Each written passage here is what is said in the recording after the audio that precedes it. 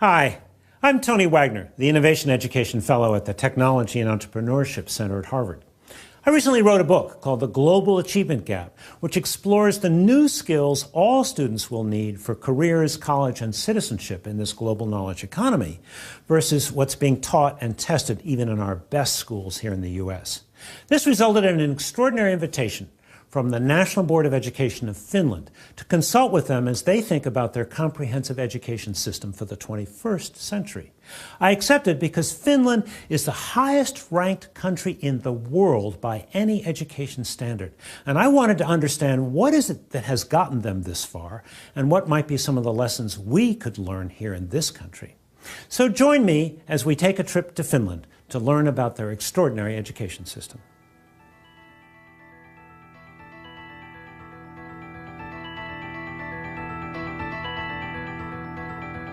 The question that is oftentimes asked when we get visitors from other countries to Finland, why are Finnish students successful? In Finland, families value education. They think that it's important.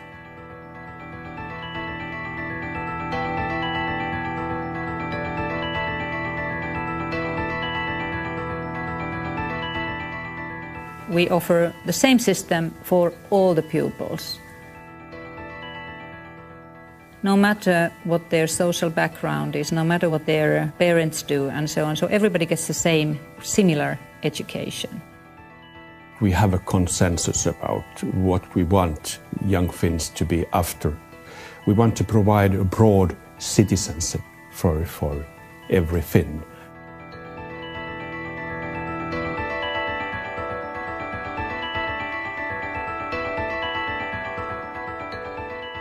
There is no one reason for Finland being on the top in all these rankings.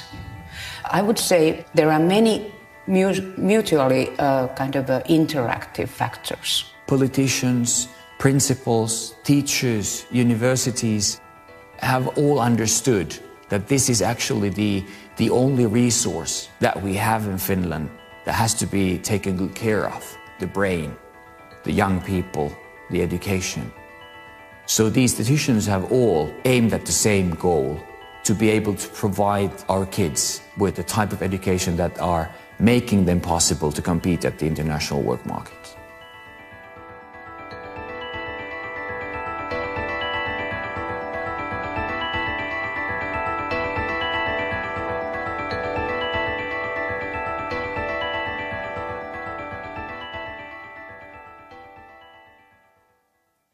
So how do you go about understanding a country's education system? Well, some folks like to start with the rules, the policies, the curriculum. My preference is to start with the students and understand their perspectives, and then go into classrooms.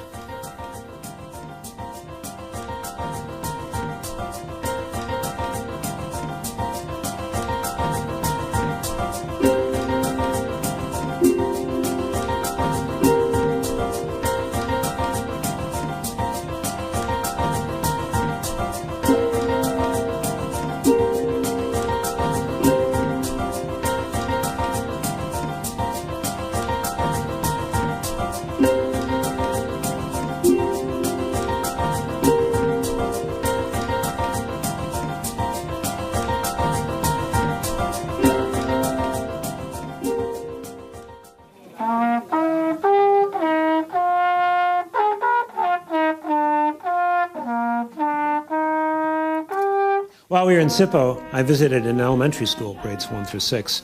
A couple things stood out for me. First of all, the size of the school, small. Their schools, elementary, middle, and high, are much smaller than ours because they understand the importance of more intimate working relationships between teachers and relationships between students and teachers. Class size also tended to be smaller, on average about 20. But the other thing that stood out was in this particular lesson I observed, where students were learning about different sources of energy, both renewable and non-renewable, in second grade. But after they'd been studying energy for several weeks, the teacher asked them to write a puppet show, imagining that the power had gone off in their home, and then representing what would happen. Real-life experience, thoughtful concepts, and the arts integrated into one curriculum. What is your dream? What would you like to do or accomplish in your future? And it's okay if you say, I don't know right now, but it's okay if you just have a dream, just a thought about the future. What is it that you would like to do in the future at some point? A Disney animator. A Disney animator? Yeah. Okay. Vet. A vet? I'd like to be an engineer. I play ice hockey. So if I can't play in the SM Liga or so I like to own Coca-Cola. All right. Well, I have always wanted to be a musician. A musician. Okay. I just want to be rich and live in Bahama Islands. So, I don't really know, but maybe a teacher. It would be cool to act or do some other things with movies and so on. Or to be, tietääkö joku mikä on nuoriso- ja vapaa-ajan ohjaaja? A youth leader. a youth leader. Okay. Psychologist. Psychologist. Good. As you imagine your future as an adult and growing up, do you believe you want to have more than what you've got now? The same? Less? Your thoughts? I think the same would be because we're living in a quite good standard, my family, and I think it's more important that I like my job and what I do than how much I earn money. I agree. It doesn't matter that much how much money you have. It's like not that big deal. But as much as you need money. It's more important to me to love the things that I do than have the money. I also agree with the fact you have to like what you do, but if you don't make any money, like if you want to be an actor and then you just can't get a job, that is not wise. I don't think so. So I am pretty satisfied with the situation at my family's, so more or less the same. Mm-hmm. Yeah. Jobs that give you much money also take usually lots of time. So if you hate what you do but get millions of euros, it's not worth it. So less is sometimes more. I agree too, but I'd like to be a millionaire too. But we used to have 45 minutes, and then we used to have also these like double lessons, so we had like 90 minutes lessons. And they changed it because, you know, when a class starts, the first 5 minutes go to everybody sits in place and is everybody now here, and then the last 5 minutes usually go that everybody is putting away their stuff. So now they thought, okay, now we save time, we just take a bit longer lessons. So we arrive at school maybe something like 8 o'clock, but if you're lucky you can come to school later. Like 10 10 11 or last year I had or we both had actually like almost every day from 8 till 4.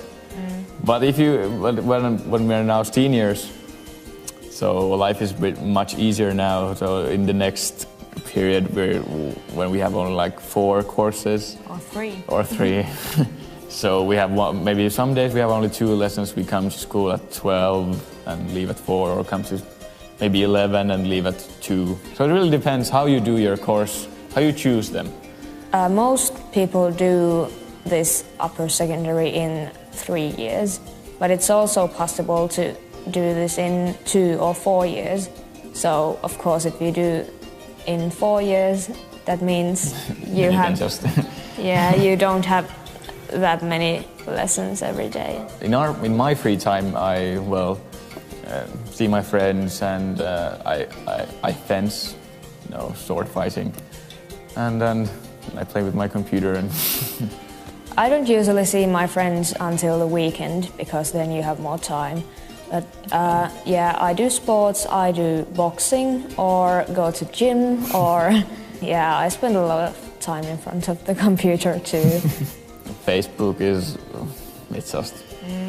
it's very easy to get addicted to.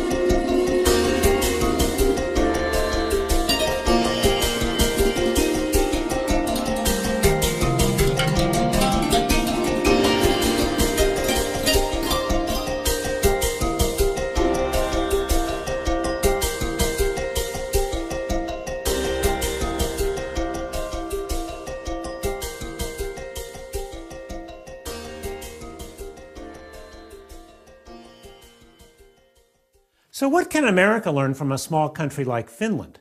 Well, the better comparison is actually with our states, which have substantial autonomy for their education systems. So we think it's actually interesting to compare the results from Finland with a state that has similar demographics, size, and population, and in fact was settled by Scandinavians, Minnesota.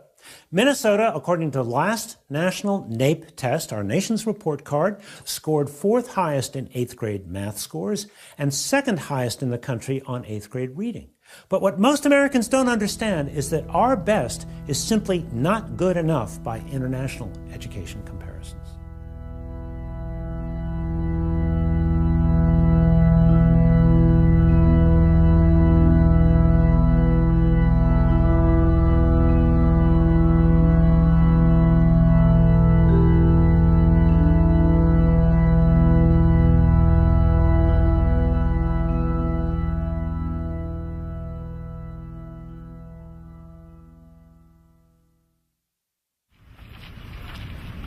So we're here to visit a Finnish school which is connected to the university that does teacher training. So what we expect to see are regular academic classes being taught by teachers who are also training student teachers. Here what we have is the lesson plan for the math class we're about to go visit with Johannes. And he outlines for us what was done in the previous lesson, which was the discovery of the Pythagorean theorem, which he just described to us. Now what we're going to apparently see is some oral calculation, proof of theorem, checking homework, how to calculate legs, that'll be interesting, written examples, individual practice, a short test of taught matter, and finally homework and self-evaluation. And it's a 75-minute class, so we're off to learn some math this morning. Mikä luku sopii x:n paikalle? X-potenssiin 2 on 64. This is a normal 8th grade math class, not tracked, not advanced. And yesterday this 8th grade class was discovering the Pythagorean theorem. So in some respects this is a fairly traditional class, teacher at the front of the room, kids facing the board. But one thing that's quite different is the fact that it's the kids doing the problems at the board, not the teacher. So that's the teacher's way of really trying to understand what these kids know and what they don't know. It's a dramatically better way of testing their thinking than just sort of collecting homework and grading it. Behind us, there are 7 student teachers who are observing this lesson as a part of their basic training. They are required to observe a large number of lessons, and not only just observe them, but then go back and in small groups critique and discuss those lessons. Oikeastaan we have very little testing, perhaps, you know. Yes. We don't have practically any testing until the end of the high school. Yeah, the matriculation exam. Yes. The more relaxed atmosphere that characterizes classrooms now seems to facilitate and improve learning and student motivation. We try to all the time say that it's up to you that you learn. Yes. And this is good for your future and it's fun to learn. So what did students have to do? You wanted them to understand this theorem. You I just wanted them to explained it. discover the theorem. To discover it. Discover the theorem. Well, that's a really important distinction, isn't it? Yes. The emphasis is not so much on mechanical performance, but on using math in concrete situations and sort of understanding the math. Mm-hmm. Our school system is very much oriented toward this kind of understanding and reading and also some problem solving and this kind of things. Mm-hmm. Teachers have always been revered in Finland. In the villages, they were the wise elders that people went to for advice and so on. But what is particularly striking about the Finnish story is how they have changed the nature of teaching. Teachers are no longer assembly line workers. Page 87 by October 5 in the textbook. They have become knowledge workers working collaboratively, thinking of their classroom as their laboratory for continuous innovation, trying to understand how to ensure that all students achieve at very, very high levels. Teachers are the ones who facilitate students to create, to do knowledge work together. And this kind of a knowledge co-creation happens in these learning environments. Today, teachers in Finland lead this kind of a multi-professional work together with those who work in libraries, science centers, museums. If you want to become a teacher, you have to do pretty well, and also you have to have pretty high marks, high grades to be able to enter the university. And if you do well, then you might be accepted. Not everybody who succeeds really well and has good grades, they are not automatically accepted. In a lot of countries, teaching is something that those people who can't get other jobs do. But in Finland, it's a job where people apply to the teacher education and to be teachers. So it's an esteemed profession. Young people in Finland, they want to be teachers. And we get very competent teacher students. We have 5-year study programs for all teachers, both class teachers and subject teachers. Subject teachers, they major in their subject, and class teachers, they major in educational studies. So it's 3 years of bachelor's and 2 years of master's. I've understood that it's quite rare that all teachers have the university master's degree. Yes. I think most countries don't have that. It's probably one factor. The main reasons for our success, I would say, that it's teacher education, that we're able that we have teachers that all have masters. We call it a research-based teacher education. And it means that it's much more important to learn to think pedagogically and be a reflective, inquiry-oriented teacher. Even if you do extremely well in both your matriculation examination and have good grades in your report card, you cannot just walk in. So you have to do well also in the entrance examination. And for that you have to study quite a lot, I'm afraid, because the percentage who manage to start their studies at the university, that's quite low in Finland. We have much more applicants than what we can take in. So teachers' profession is very, very highly appreciated here in Finland. This year there were 1,600 applicants, and we could take in only 10% of those people. But if you manage to get into the university, so you start your subject studies, they have to have a degree in these subjects that they teach. They have lessons, they have tutorials, they have small group discussions at the university. Then they sit down with the supervising teacher, and then we actually start planning the lesson or lessons. They write a lesson plan, usually they plan their own teaching. We discuss it, and then they make the changes, they send it back to me again. And then they give their lesson. After that we have a quick feedback session with the students who have also been observing the class. These feedback sessions, they are very, very important. Actually, it takes a lot more time to actually fulfill one lesson. So it means that the students we get in, they are very motivated and they are very, very well educated when they come in. So they are very high quality students. Of course, sometimes we do have cases where we just have to say that, okay, maybe you should do something else. This is not maybe your place, but very rarely. Ovat ihan virkamiehiä, jotka on nimitetty virkaansa.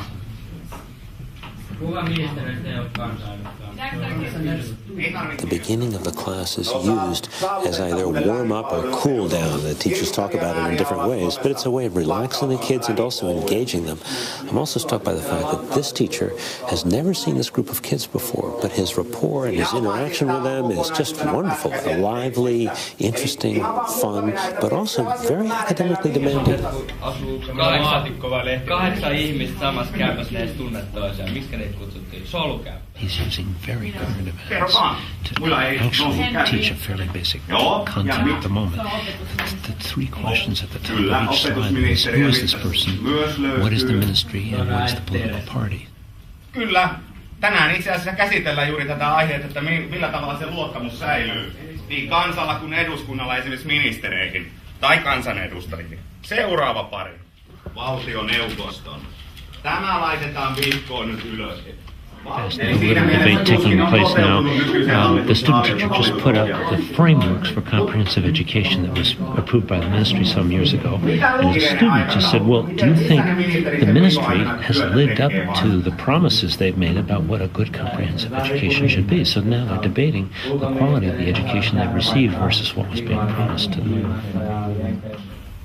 Whole group asked very tough question. Yes. Maybe, I think. Yes. But fortunately, you have very good knowledge of the subject. Not once you were lost. What do you think about the lesson?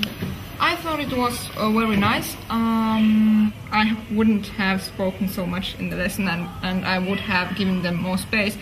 But it's a difficult subject, and they ask questions all the time, so it took the time. The challenge for any of us as teachers is what Ted Sizer said, which he said, less is more. Yeah. Doing less, going in greater depth. Yeah. Again, maybe too much talk from me, and I like to have a little bit more activity for students. Yes. I understand also your problem that you have had so much to teach that it's very difficult to cut.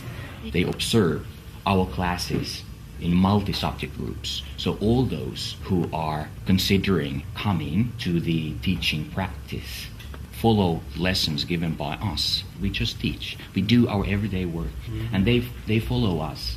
So you're really modeling the behavior, or behavior being of transparency, right?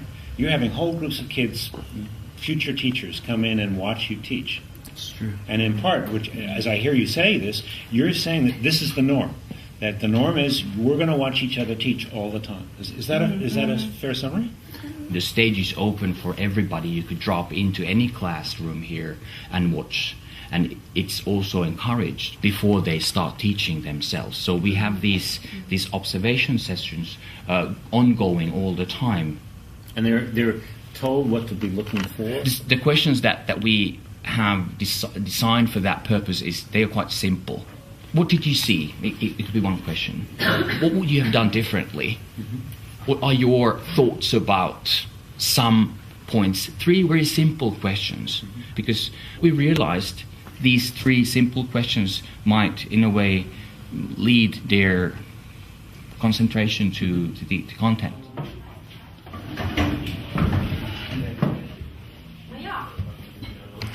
So this is a Swedish class. It's been taught entirely in Swedish, and this is a student teacher who is giving a formal lesson that was co-constructed, put together with the master teacher, who is observing here in the back, along with several other student teachers.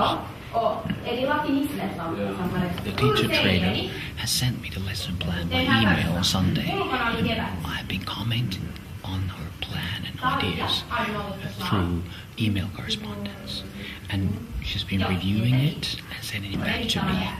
What I do now during the lesson, I have the lesson plan in front of me and I comment on it, looking at the things she does and probably giving her hints what could have been done differently. And she gets right away my comments after the class. Of course, we also discuss the lesson face to face after the class.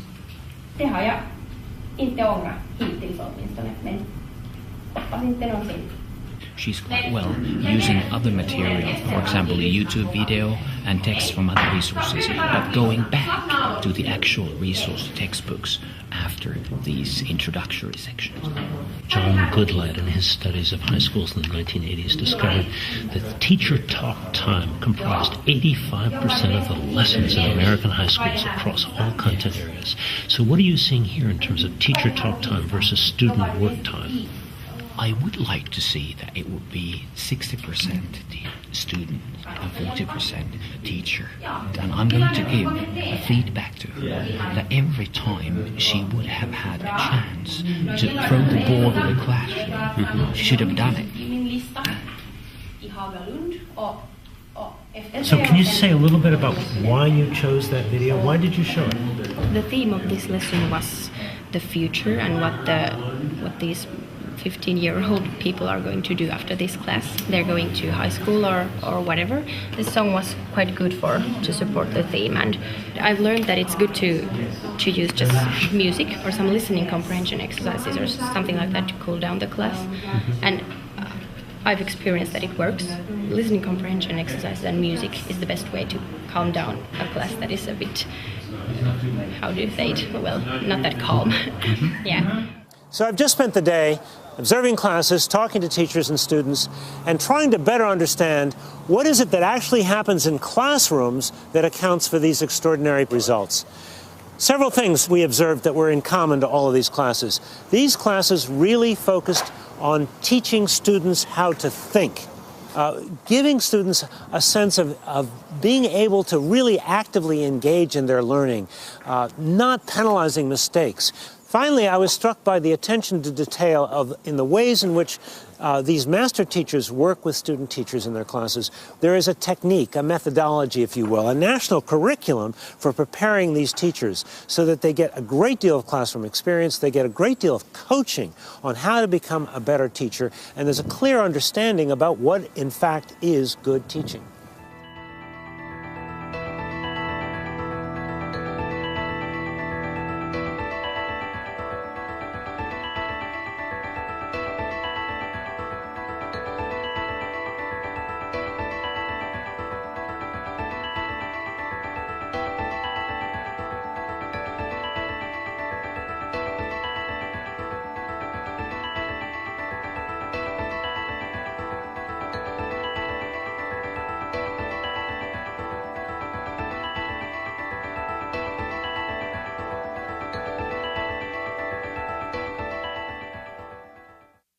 In Finland, we have got a high living standard, and almost everybody can travel and have houses, and it's enough. It was very satisfied for me to hear from my daughter that she doesn't want anything more.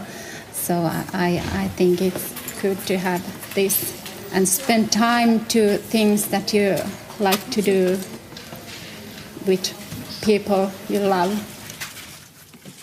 We've had a chance to explore what Finnish students do in the classroom, but what do they do after school?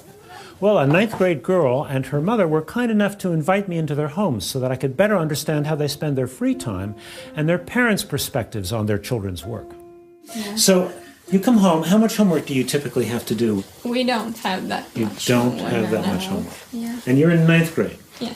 So do you expect when you go to upper secondary you'll have more homework? Do you hear from students there? I guess. Yeah. How much? So how much do you do now? Do you do some every day or not even every day? No. Not even every day. Not even every day. And so how many hours a week would you say?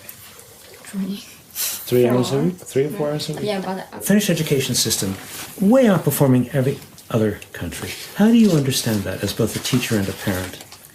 A big part of it is that we take care of those children that are not doing so well at school. So we have got very qualified special education.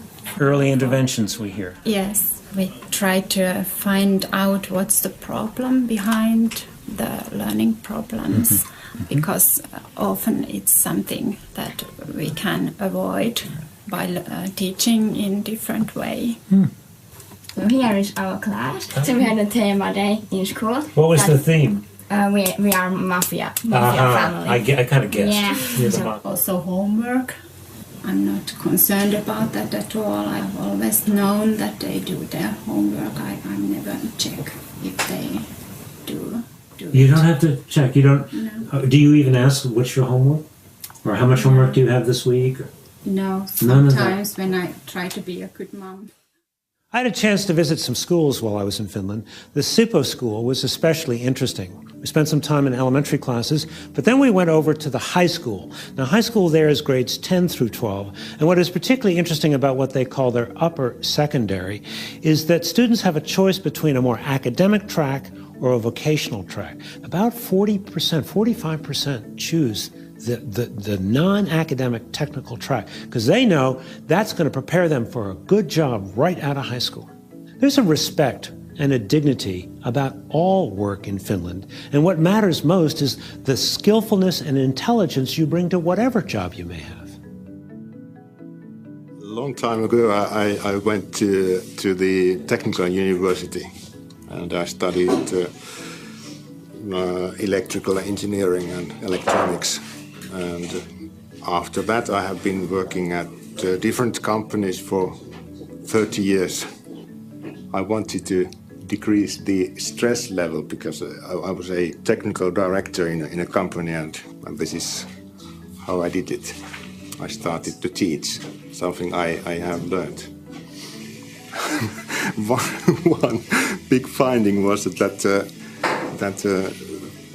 experts don't know how people learn, because there are many different understandings. So I'm trying to understand how it really happens in practice. So, yeah. What I like in teaching is many things. This is demanding, a lot of challenges. You can see the results. You have long summer vacations. What else you need?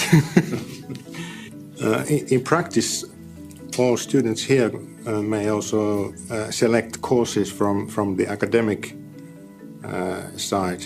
It's possible also in the opposite way, even though not many are doing that. Directly after basic education, young Finns go to, about 45% go to vocational education and training. About 50% go to upper secondary general schools. The balance between vocational education and training sector and upper secondary general sector is very good for Finland, and we set a policy target a decade ago for us that we should actually have more balanced situation in Finland. Reasons behind it, there must be actually developments of vocational education and training sector. However, there isn't any dead ends nowadays. We have actually made our education system so flexible that actually you can continue studies after vocational education and training at universities, or you can actually come back to general education if you want to. So it's very open nowadays. In American schools, technology is primarily introduced as an aid for the teacher's presentations, whiteboards, PowerPoints, and so on. But in Finland, the emphasis is much more on the students using the technology for their learning. How long have you been teaching here in the upper secondary? 26 years. Oh, just starting then? Yeah, in that same school. Yes? 26 years. That's yes. a long time. Yeah. So have you seen much difference in the students? Are they different to teach now than when you started? I think students are almost the same, but relationship between students and teachers are better nowadays. In what ways? We are working together more and more. Oh, that's excellent. Yeah. We just had a nice 25-minute lunch in the school cafeteria, but you told me your class started 25 minutes ago. Yeah. You mean you trust them to work on their own?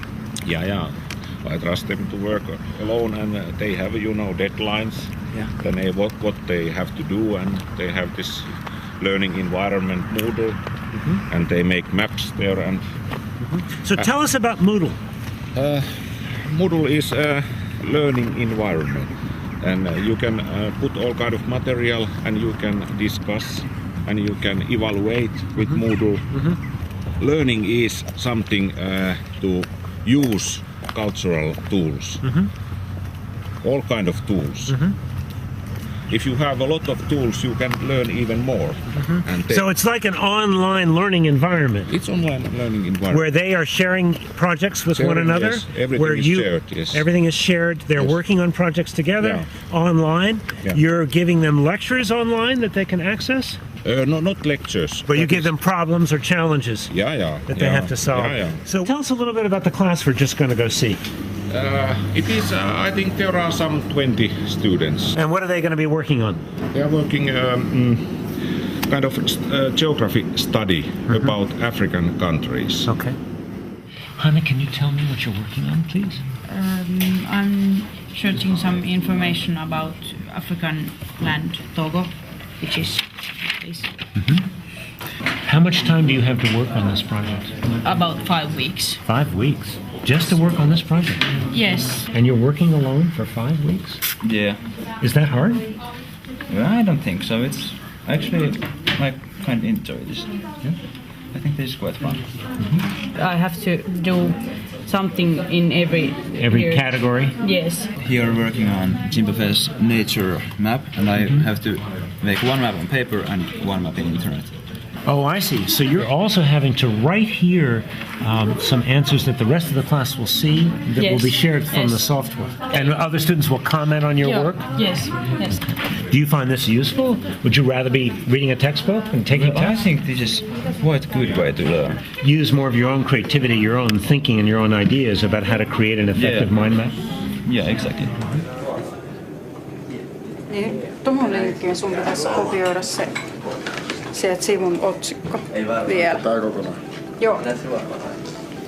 Eli se, ja sit se laitetaan siihen kopioi liitä. Ja sit OK. Ja nyt kun sä menet sinne Moodleen ja painat tallennan, niin se tulee. We are studying business marketing. So at this moment, we are studying the social media marketing, which is a quite new area. You know, no one knows where the marketing in social media is going. So students are actually in the Facebook, which they love, trying to find out different kind of articles, especially about Facebook and marketing. They are using Wikipedia. It's quite interesting because when you see something new is growing, so you need to go right to it and to see where it's going to.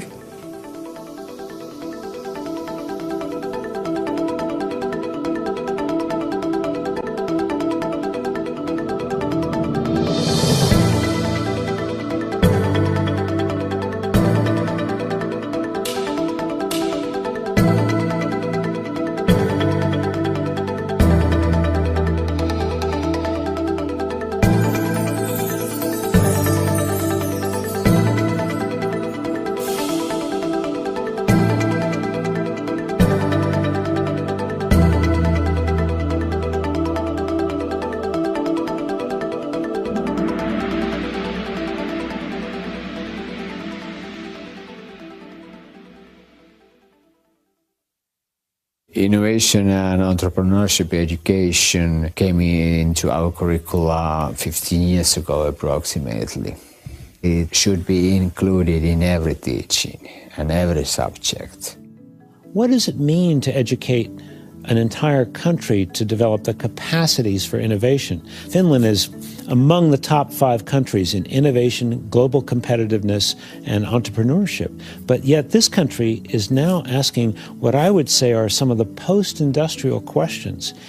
If education is to be something that maybe is for its own sake, to develop curiosity, to develop imagination, to develop social bonding and networks.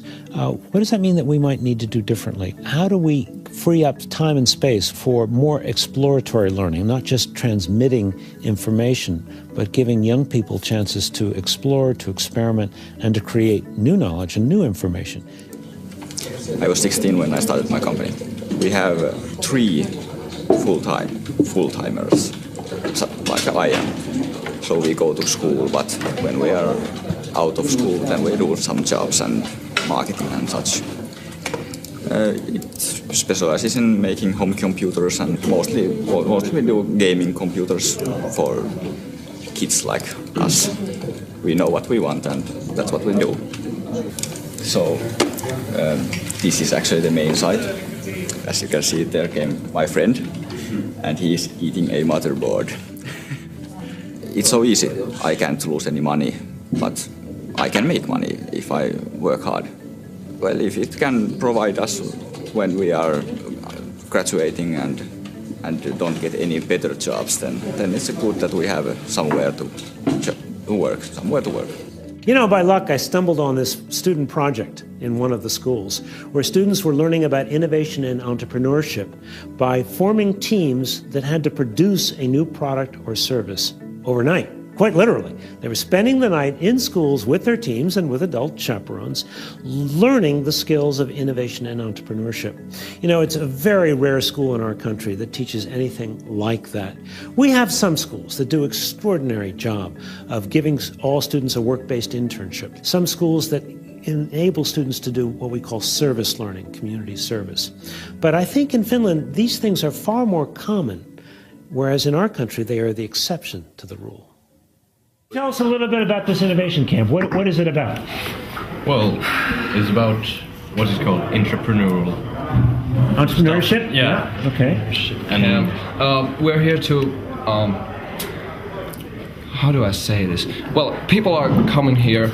We are forming groups, 5, 6, 7 people about in a group, and they're going to start a business here. Is it true you're going to be here all night long? Yes, 24 hours, 26. 26 hours? Yes. What is the point of being here all night long? It exhausts you to a limit where you really got to push it to the limit, yeah. Well, if you hang around for 24 hours with the same people over here, well, you learn to know the people that you're working with, so you get better teamwork. Teamwork, of course. And think more freely, not so... More open-minded. Yeah. Okay. Yeah. Well, you have to be really social in these things. Really. It's not that obvious for everyone. So, well, people may think that you can, well, I can make a company of my own and I can do it all by myself. I don't need any help. That's not true. You learn it here. Back in the 1970s, Finland realized it really could leave no child behind because every child was needed to be a part of the greater wealth of the country. So what have you done? You said you've been kind of creating your education system from scratch since the 1970s. What are its hallmarks? To be frank, we didn't start totally from scratch, but actually we formed comprehensive school in Finland during 1970s. The comprehensive school is intended for all, not segregating the age group. The parallel system refers to the system that is still present in Germany, for example, in the 5 first years during your education, at the age of 11, that they tell that you're a poor performing student, you're never going to end up with the academic profession. And that's like a weapon that they use, like a whip. And it's totally different from the idea that we have about education, providing everybody the same possibility, the same opportunities, even the same curriculum. We started to discuss about the possibility of a single and unique and equal education for all. And it took 5 years to discuss that, but finally it came into force in 1973 that there should be a kind of basic education that is similar for everyone regardless of social or economic background. The system in Finland relies on the principle of equality and equity. As a parent, you are sure, wherever you live in this country, that your child is getting same type of education with same type of curriculum. So it's equal and it's free. They get all the materials free of charge. They get their food, lunches, even snacks like in our school, free of charge. It's very democratic in that way. Can you tell me about the balance between what is done nationally versus what is done locally? Yeah. Nowadays, Finnish state and actually Finnish National Board of Education sets core curriculum for basic education. It gives much leeway to schools and municipalities to operate. It's also blessedly brief, isn't it? I mean, your curriculum frameworks are about this thick, aren't they? It's about that. Which is really extraordinary when I think about our textbooks. That's true. In our society, we have a core curriculum, and then schools make their own curriculums, and they have lots of liberty in making their own decisions. Second phase was actually that during 1980s we moved teacher education and training to universities, so that all teachers are required nowadays master's degree in universities. We do not have any kind of an inspectorate. You know, there are no inspecting schools or teachers. We kind of trust to our system. You know, we have a whole system where principals are supposed to come in and formally evaluate the teacher. But you don't do that here, do you? In Finland, the school's education system is based on trust. That the teachers are trusted to do their work properly.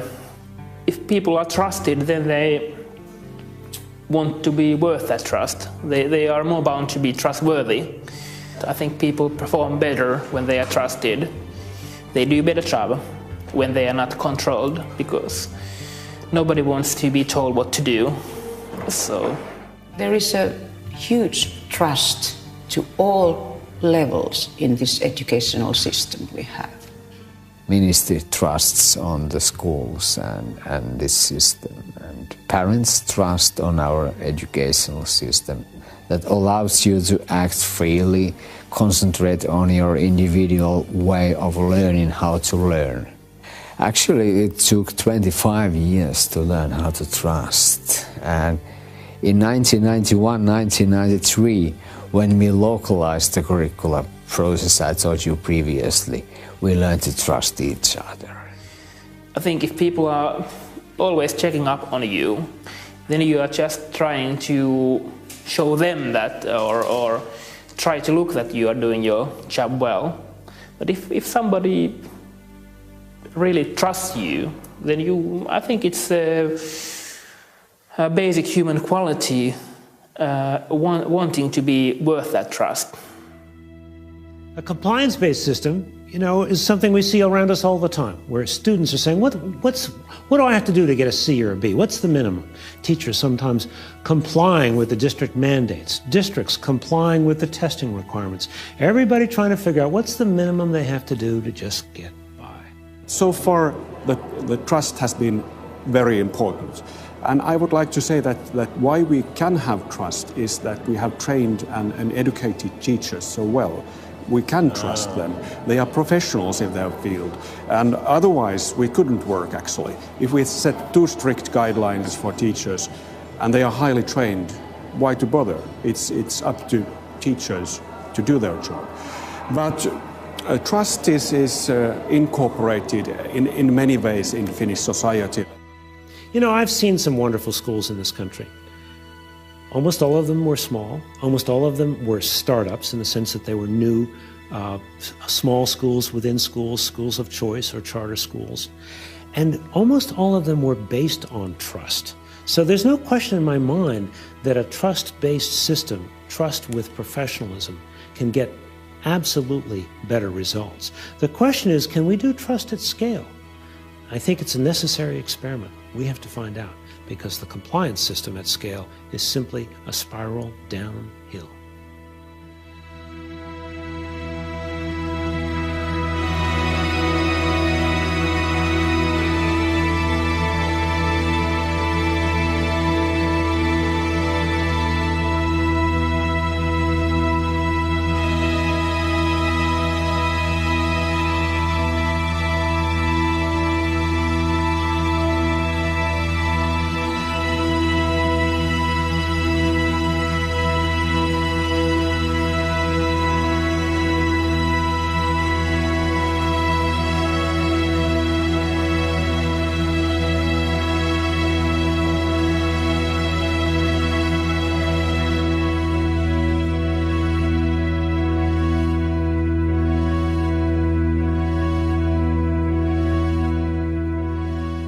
I went to Finland as a guest of the National Board of Education, who was sponsoring, along with the Finnish Ministry of Education, a conference called Education 2020. And they had invited some of the leading policymakers, educators, and so on to come and really talk about how the comprehensive education goals may need to be shifted or changed in the coming years for all students in Finland.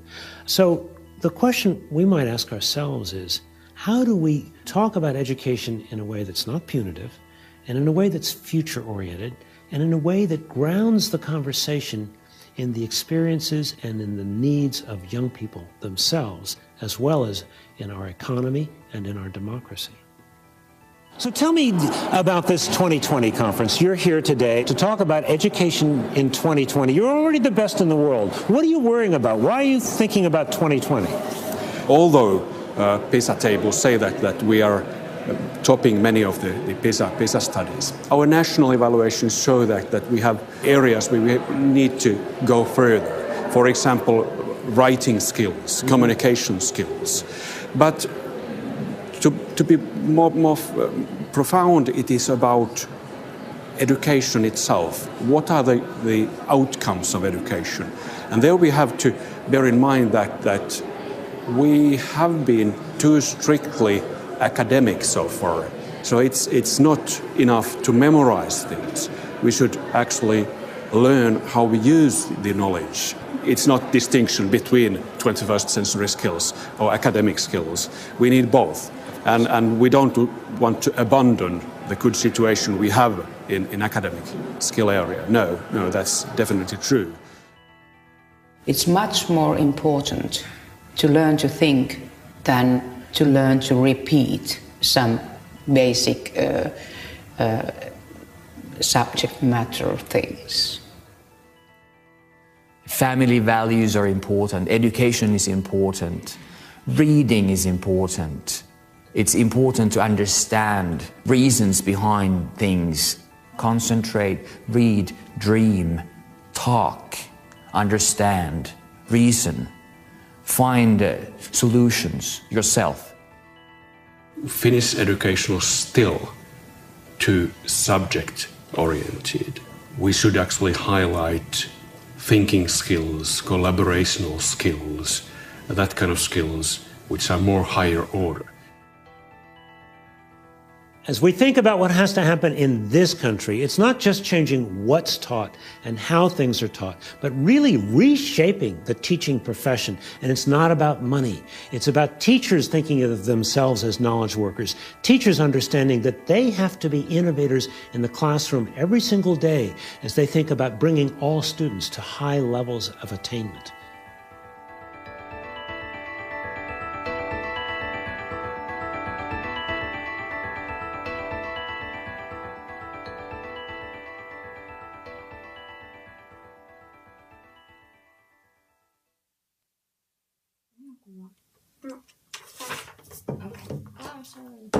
Yeah, I don't know her playing this like good, but yeah, she's good. No.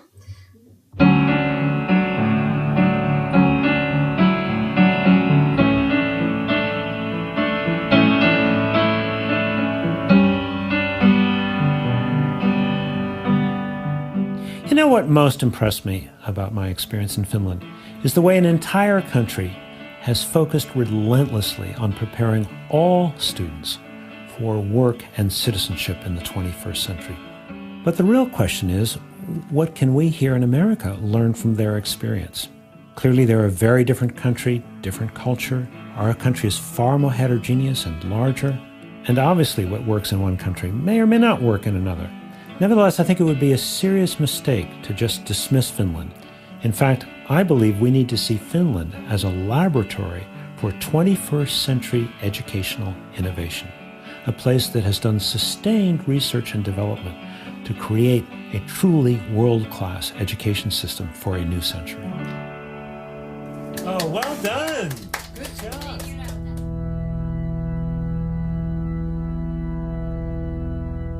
One of the most important lessons from Finland is that the business of school is learning, period.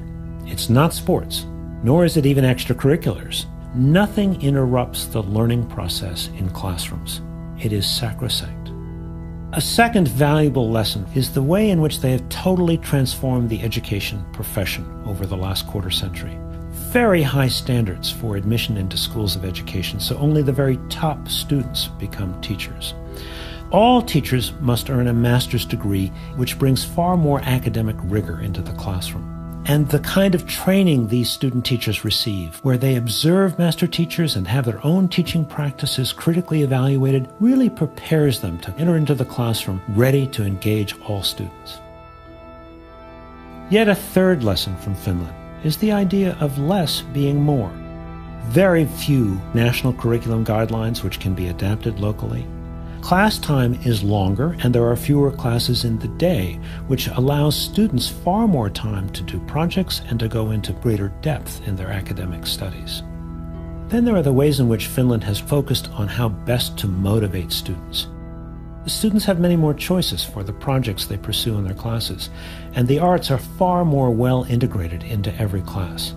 But perhaps most important, by developing a very comprehensive vocational education system at the high school level, which prepares students for jobs immediately out of high school. I have to wonder that if we gave every student the choice of a high-caliber vocational education system in every high school in America, might we not be able to significantly reduce our epidemic dropout rate? But what I found most surprising of all is the way in which the Finnish education system is built upon trust. The ministry trusts the municipalities to adapt and adopt the national curriculum as needed. The municipalities trust the teachers and the schools to do what's right. The teachers even trust the students to use their time wisely and to use the internet and other technologies responsibly. Of course, trust doesn't happen overnight. The Finns began with developing a real consensus about the importance of education and the purpose of education. This consensus has enabled Finns to work far more collaboratively and cooperatively to prepare all of their children for a rich and satisfying and productive life in the new global knowledge economy. So is there anything Finland might learn from some of America's best education practices? Actually, I think there is. In the best schools that I've seen in this country, students have digital portfolios and publish their work. Teachers videotape their own and one another's lessons, leading to a kind of transparency for all students and teachers in learning and teaching. So, of course, we have some wonderful teachers and extraordinary schools here in America. But what was so inspiring about Finland is the way in which they are doing this kind of high level of education for every single student in the country. For me, this is the Finland phenomenon.